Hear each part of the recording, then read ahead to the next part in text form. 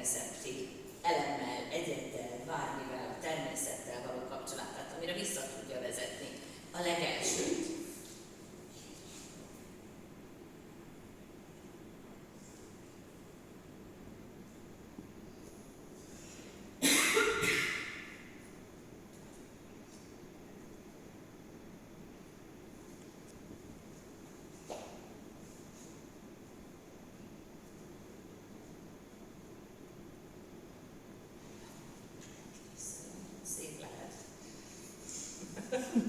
Sokáig időztünk ott, időztetek néhányat, és akkor most azt kérném, hogy ilyen nagyon jó kis csoportokban ültetek le, tehát így 3-an vagytok, esetleg Zsuli csatlakozott, 4-en vagytok, 3-an, beszéljétek meg egymással, hogy mi volt ez az élmény. Volt-e bármelyik csoportban negatív élmény? Nem.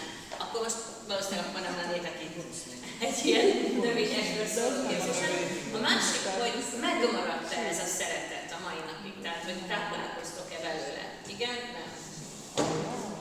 Tehát ez az élmény meghatározó volt.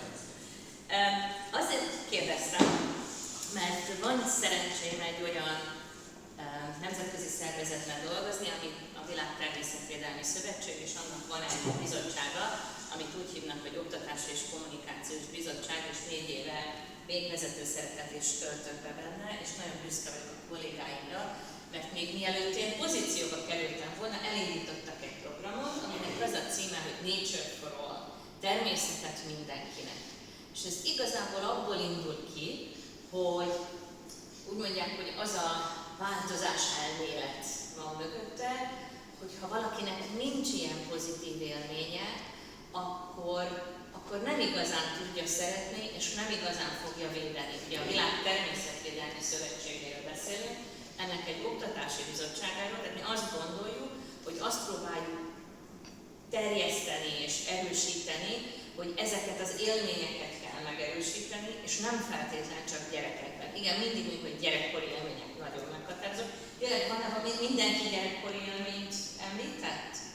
Itt Magyarországon, meg Európában egyébként nem állunk annyira rosszul, de mégis.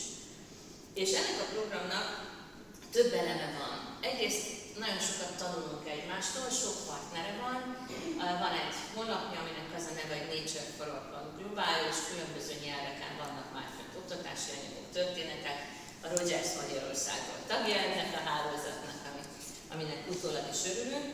És ebben a projektben 3 évvel ezelőtt körülbelül elindítottunk egy olyan kutatást, ami egy metakutatás, aminek az a lényege, hogy íróasztalnál, amit elértek a kollégák, 120 olyan kutatást néztek végig, ami valamilyen módon gyerekek, felnőttek természettel való kapcsolatát nézi meg. Pontosan azért, hogy érvelni tudjunk, hogy igen, ennek van hatása, és igen, hozzávezet ahhoz, hogy később az ember természetvédő módon gondolkozzon és létezzen. És lám, valóban bebizonyították ezek a kutatások. Ebből született egy kis füzet, egyelőre csak angolul, spanyolul és franciául van meg az IUCN hivatalos nyelvein. Arról szól, hogy megpróbáltuk a döntéshozóknak elmondani, mert a környezeti nevelőknek nem kell. Tehát, hogy ők ezt tudják, csak hogy kapjanak érvkészletet arra, hogyha érvelni kell egy polgármesteri hivatalban, egy vállalatnál, egy, mit tudom én, miniszternél, valakinél, ha ezt szeretnék, vagy a tanároknak az igazgatónál, az is egy jó érv lehet, arra, hogy miért fontos olyan környezetet kialakítani, vagy egy kórházigazgatónak például, hogy miért csinálni egy jó telepítési és kertészeti projektet nekik. És arról azt találták, igen, még egy kérdésem lenne hozzátok, ki az, aki erre a gyerekkori élményére nem egyedül emlékszik, hanem volt vele valaki. Valakivel volt. Kik voltak ők? Neked te kivel voltál? Testvérem. Igen, és ő segített abban az élményben, vagy csak úgy együtt játszottatok? Együtt játszottunk. Igen. Neked? És milyen élmény volt? Ez pozitív. Ők segítettek? Igen. Ki tette még fel a kezét? Igen? Rokon gyerekek. Igen, tehát gyerekekkel voltatok együtt, igen. A szabad játék lényege volt? Teljesen, igen. Igen? Szintén gyerekek. Igen? Körülöttem felnőttek voltak. ilyen óvó felnőtt. És hatással voltak rád a területben? Nem, én csináltam, amit akartam. Magában, igen? Igen? Barátom. Jó, tehát igen, a szabad játék, de erről majd Virágék sokkal többet mondanak, tehát hogyha egy olyan természeti környezetben vagyunk, ahol szabadon megalkothatunk a saját játékszabályainkkal, csinálhatjuk, amit szeretnénk, annak nagyon meghatározó élménye van. Tehát amikor még kimentük engedni a gyerekeket a patakpartra, nekem 30 körüli gyerekeim vannak, de 7 éves körükig egy patakparton nőttek fel a szomszéd gyerekekkel, és soha nem aggódtunk azon, hogy hol vannak, mert tudtuk, hogy ha éhesek valamelyikük közben mennek, ahol van szőle és van zsíros kenyér, meg ott játszhattak, és mégis azt gondoltuk, hogy biztonságban vannak. Ezt a biztonsági élményt a városi gyerekek elvesztették, nem merik már nagyon sokszor a szülők kiengedni őket a szemközti parkba sem. Mert hogy veszélyes. Vagy valós veszély, vagy vélveszély. Ezt persze nem tudjuk, mert ha belakjuk a parkot, akkor nem valós, de azért ki tudja, tehát hogy én senkinek nem akarom azt mondani, hogy tegye azt és hadd menjenek, de hogy kifejezetten félték a gyerekeket a természetben. Ennek van kettős dolga, ha valakinek magának nincs ilyen élmény, akkor fél ettől a tapasztalástól. Ez tanároknál is van. Az egyik kedvenc történetem, amikor egy osztály elment erdei iskolába, úgy volt, hogy lemennek egy patakvizsgálati projektről beszélünk, arról volt szó, hogy ott a Zapád-kuti patakba fognak majd matatni a gyerekekkel, és akkor így megérkeztek a domboldalba, előző nap esett az eső, és itt be kellett volna menni a patakhoz, és így azt mondja a tanárja, hogy köszönöm, Sáronnak volt szó. És nem is mondta, hogy ő nem ment le, az osztály fele sem ment le, tehát hogy vért izzadott az erdei iskolás tanár, hogy rábeszéljen. Mert neki nem tartozott a saját szocializációjának, nem volt a része. Nem ott nőtt föl, neki teljesen más volt a szép, teljesen más volt a természetes, teljesen más volt a biztonságos. Tehát, hogy vannak ilyen élmények, és nem akarom én hibáztatni, csak nagyon sokat tanulunk ilyenekből, hogy nekünk nem csak a gyerekekre kell fókuszálni, hanem az őket kísérő felnőttekre is. Na térjünk vissza a kutatáshoz, szóval többféle kutatást összegeztünk. Az egyik, ami azt mondja, hogy ami tényleg elég hosszú távú benyomást kelt ilyen természetvédő magatartás irányába, az, hogyha egy példaszemélyel vagyunk. Egy nagypapával, nagymamával, szülőkkel, tanárral, idősebb nagyszülőkkel a sunitáborban. Tehát valaki, aki megmutatja nekünk ezt a szeretetet, ezt a tiszteletet, és átadja. Valószínűleg ebben benne is van, de azt a kutatás nem vizsgálta, hogy ezek az emberek azért itt vannak körülöttük. Tehát ismétlődhet ez az élmény, nem csak egy ilyen egyszeri élmény, hanem valószínűleg van egy folyamatos megerősítés abban a kapcsolatban, a természet szeretetében, a kirándulásokban, de hogy ez az egyik, amikor valamilyen példaértékű, egy tanár vezette rá, egy szülő vezette rá, imádom a Környezeti Nevelési Egyesületnek a Dunok a nagyszülőtáborait, az pontosan ilyen típusú élményeket mélyít el, amikor vannak, de összegyűjtötték külön egészségügyi döntéshozók, gazdasági döntéshozók számára, meg oktatási döntéshozók számára is, hogy a természettel való közvetlen kapcsolat kreativitást erősít, ha már az osztályterem ablakából zöldet látok, már másabb az iskolai teljesítmény, hogyha rendszeres a kapcsolat az iskola udvaron a növényekkel, ha olyan az iskola udvar, akkor tehát akinek a természettel való kapcsolata erősebb, annak az úgynevezett akadémikus teljesítése, tehát a klasszikus tanulási, osztályzási, ismeret visszaadási képessége is erősebb. Ezeket is bebizonyították, tehát hogy vannak ezekre kutatások. Aztán Zsuzsi már említette, hogy vérnyomás csökkentő. Kórházban, ha az ablakból fát látnak, gyorsabb a gyógyulás. Ha madarat is látnak, akkor meg pláne. Tehát, hogy ilyen típusú kutatásokat gyűjtöttek össze azoknak, akiknek ez nem természetes, hogy tudják ezt használni. Elképzelhető, hogy ha a munkások a gyárudvarban, amikor kimennek akár csak dohányozni, és egy fa alatt állhatnak, már más a hozzáállásuk magához az intézményhez. Meg lehet nézni, ha valaki tud angolul, meg a Google barátunk ma már mindent olyan jól fordít, tehát meg lehet nézni, ez ezen a honlapon meg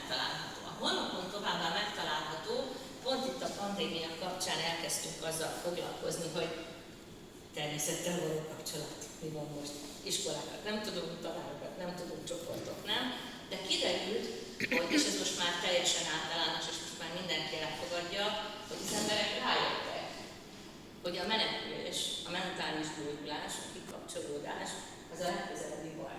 Megteltek az erdők, tele volt a Pilis, tele volt a Váci Dunakar, tele volt minden, mert hova menekültek volna? És ettől a természettel való kapcsolat, ez valahogy kézzelfoghatóbb lett. Valahogy megértettük, hogy erre szükség van, jó lenne ezt megőrizni. Elindult nemzetközi szinten az a folyamat, aminek az angol rövidítése, ez még a cunaminál volt, de most is újra használjuk ezt a szlogán, aminek az a neve, hogy Build Back Better, építsd újra jobban. Tehát, hogy mindazt, ami oda vezetett, ahol mi vagyunk, mi lenne, hogyha az újraindulás, az most már ezzel a tudatosabb, a mindfulness, a jelenlét, a természettel való kapcsolat tudatos megértésén alapuló újraépülés lenne. És mi elkezdtünk gondolni, hogy mit tudunk mi ehhez hozzájárulni, pandémia van, senki nem utazhat, nem találkozunk, nincs konferencia, nincs találkozó, és létrehoztunk ennek a Nature for All hálózatnak az égisze alatt egy úgynevezett felfedező zónát, a Discovery Zone-t, ahova elkezdtünk feltölteni, meg bátorítani embereket, hogy töltsenek fel intézményeket, a Rogers-t is nem tudom, fenn van, erre föl lesz. Töltsünk fel minél több olyan anyagot, ami ezt a természettel való kapcsolatot segíti, hogy hogyan erősíti. És van fönt, én már nem is tudom hány száz anyag van fönt, sok-sok nyelven, Google barátunk fordítják egymást nagyon jól, de van most már német nyelvű oldalunk, az IUCN 3 hivatalos nyelvű oldal megvan, és hát itt most bejelentem, hogy dolgozunk a magyaron, hogyha azt gondoljátok, hogy ez hasznos, ugyanis nekem évtizedek óta meggyőződésem, hogy mi jók vagyunk környezeti nevelésben, hogy nekünk vannak nagyon jó anyagaink, hogy mi példát tudnánk mutatni, csak mindenki az angolt olvassa, mert az őket el. És akkor most arra gondoltunk, hogy lesz egy angol nyelvű oldal, hogy a magyarok ne ijedjenek meg, hogy csak magyarul van meg az anyag, magyarul el lehet írni, magyarul föl lehet tölteni, magyarul el lehet olvasni, és aztán ott bent meg a Google fordítóval egymásrékban lehet böngészni, és hát ha rátalálnak, hogy nekünk milyen klassz anyagaink vannak. A Papusznak is ajánlom, hogy amikor kész lesz, az összes elkészült nyelven tegyük föl, de hogy keresni is lehessen magyarul, tehát ezt tervezzük ebben a programban.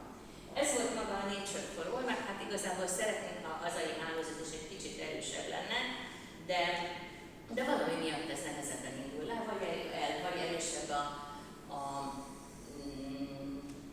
az ilyen hálózatos szerveződésektől való tartásunk, vagy a nyelvi problémáink, vagy különben is ez egy kicsit olyan amerikaias kampány, de azért megpróbáljuk ide Magyarországra is az itteni tartalommal megtöltve jól meghozni, talán ezek az anyagok ebben segítenek.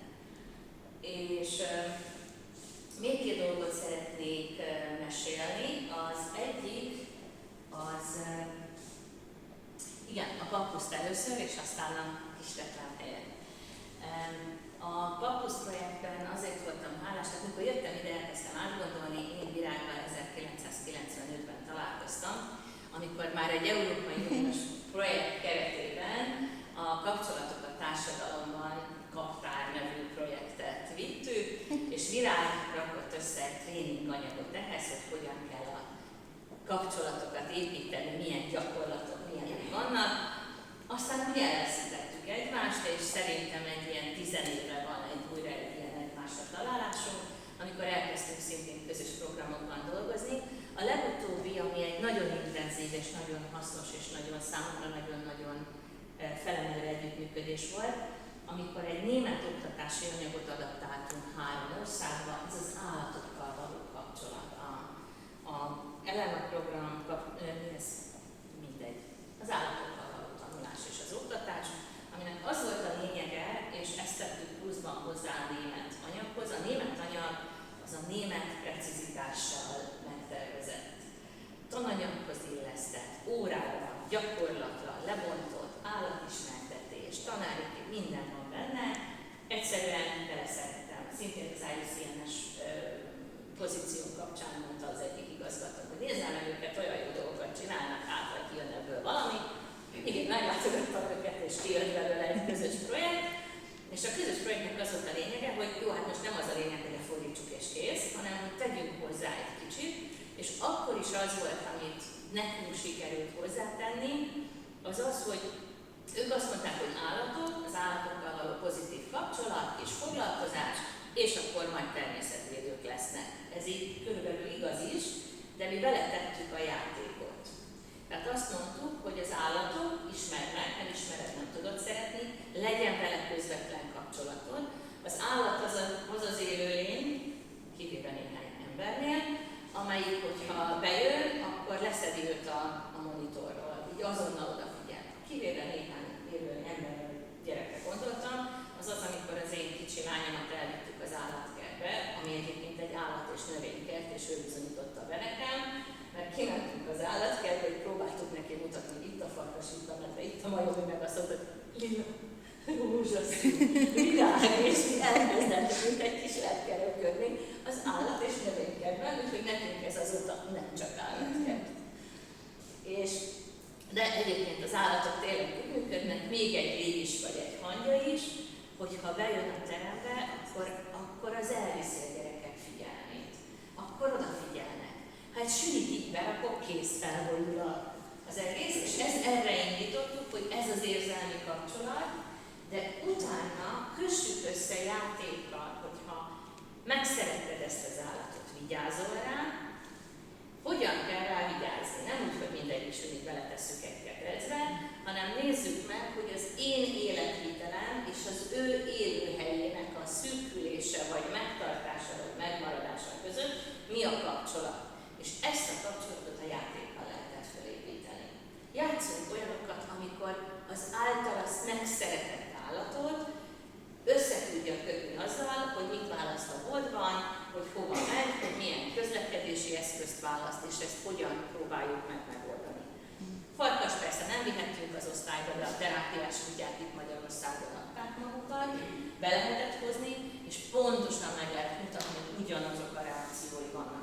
Ennek a kicsi kutyának is, meg ennek a nagynak is, mint a farkasnak. Voltak, amikor fél, amikor haragszik, amikor biztonságban érzi magát, amikor azt akarja, hogy békén hagyják, ugyanazokat a gesztusokat mutatja, és meg lehet tanulni egy terápiás kutyánál. És olyan nagyon nem merően haragszik, de azt megmutattuk vetítés során. Tehát ez volt a másik nagy gyakorlás. Amikor ezek után engem meghívtak ide a Campus projektbe, akkor nagyon boldogan jöttem, én a külső értékelője vagyok a projektnek, amikor a növényekkel való foglalkozás van, mert hogy ugyanez. És a Nature for All-ban én találkoztam Angliában azzal a hölgyel, aki elindította a Outdoor Classroom projektet, és ők csináltak egy kutatást, a kutatásban azt nézték meg, hogy a gyerekek külső természettel, vagy külső élettel való kapcsolat, és a gyerekek és a biztonság, és a szabadjáték.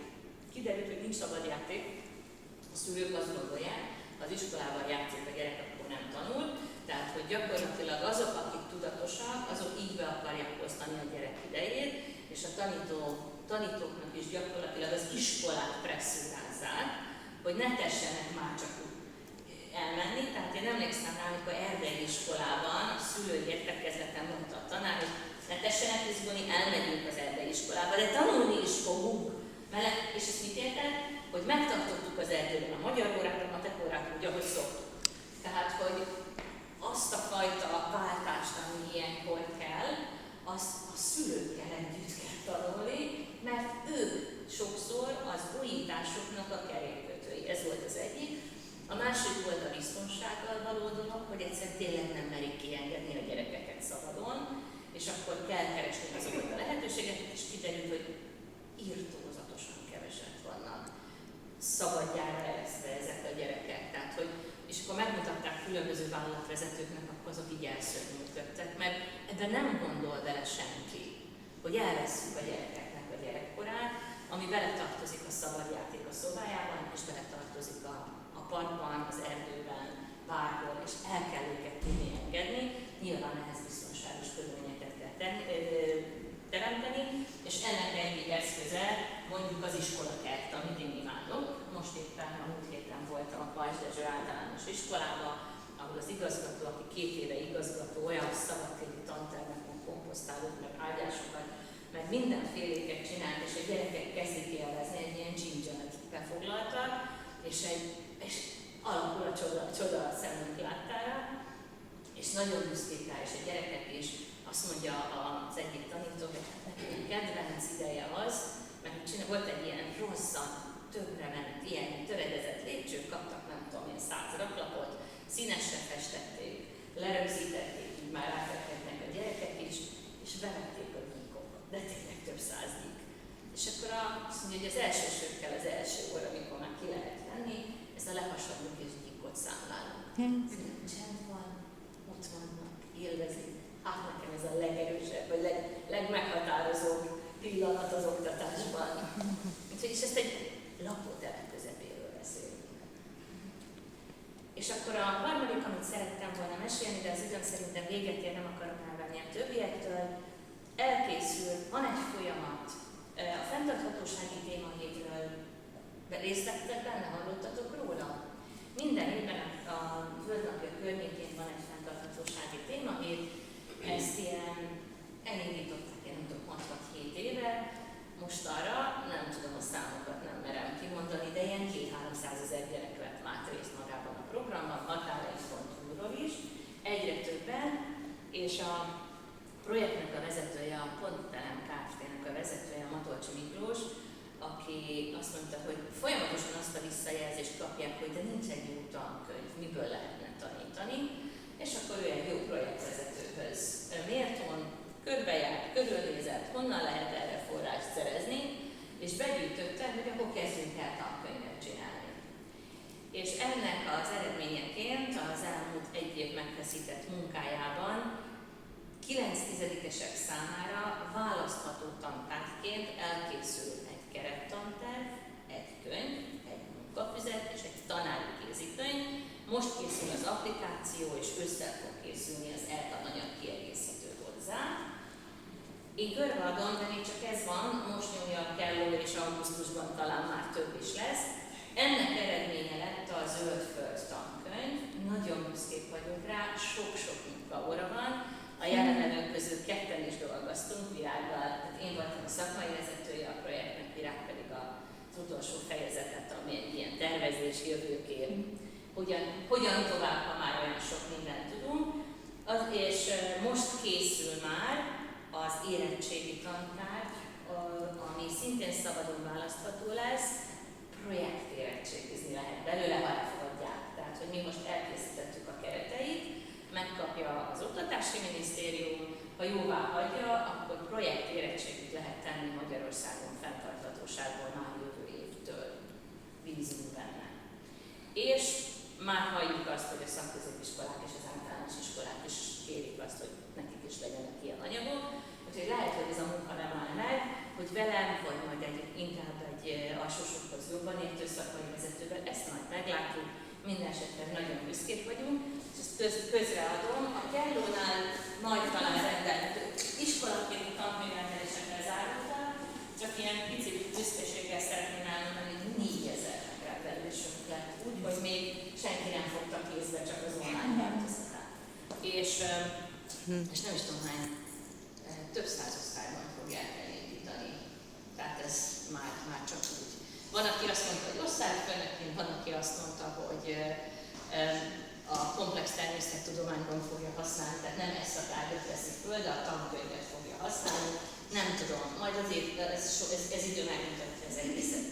A könyvről pedig azt szeretném elmondani, hogy ami egy mögöttes szerkezet volt, nem mondunk számot, tehát az én ötletem az volt, és ezt egy angol projektből vettem, valahol egyszer láttam, amikor azt mondták, hogy 7 kapu, és egyből 8 kapu. Ez volt a projektnek a címe, és azt mondta, hogy az iskolai tananyagot osszuk a gyerekek élet feladatainak, életterének, életvitelének különböző oldalai szerint. Mert mit csinálnak gyerekek? Van, amikor tanul, játszik, nem tudom, van, amikor közlekedik, utazik, vásárol, van, amikor divat meg vásárol, tehát hogy osszuk ilyen területekre. És akkor mondtam a kollégáknak az első megbeszélésen, hogy mi lenne, ha ebből indulnánk ki. Mire hoztam másik kollégát is, mi lenne, hogyha magazint csinálnánk mindenből. És akkor 2 hónap munkája során kikristályosodott bennünk, hogy mi legyen az a fejezetek, amik mentén összerakjuk, és akkor hogy legyen ez magazin legyen, igen, meg hogy vannak benne interjúk, meg kis színesek, meg minden ilyen, és valahogy a könyvben az is átjön, hogy ezt mindenki szerette, még a tördelünk is. Tehát annyira jó lapozni, én nagyon-nagyon büszke vagyok a kivitelére is. És tehát lapszámok, ez egy magazin, nem kell mindent megtanulni, mindenki itt meg tudja találni a saját szakmájának, történelemnek, magyarnak, biológiának megfelelő ívet, és amentén fel tudja fűzni, a lényege a szemlélet és a rendszergondolkodás, és a természettel való kapcsolat. Az első fejezet az a természetről szól, az azzal való kapcsolatról, aztán van benne minden más is, van, majd látni fogjátok, van benne öltözködés, divat, van benne szobalakás, település, és van benne ilyen közlekedés, szállítás, utazás, és aztán van egy felvezető, meg van egy befejező fejezet.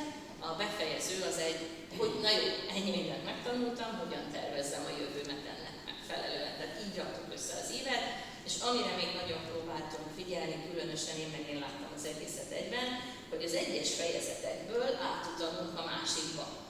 Tehát, hogy érezzék, hogy ezek összekapcsolódnak, nem külön van az élet. Tehát, amikor vásárolok, annak is van közlekedési vonzata, amikor közlekedem, annak is van természetvonzata, ha turista vagyok, akkor annak van növénytani vonzata, tehát, hogy a világ egy.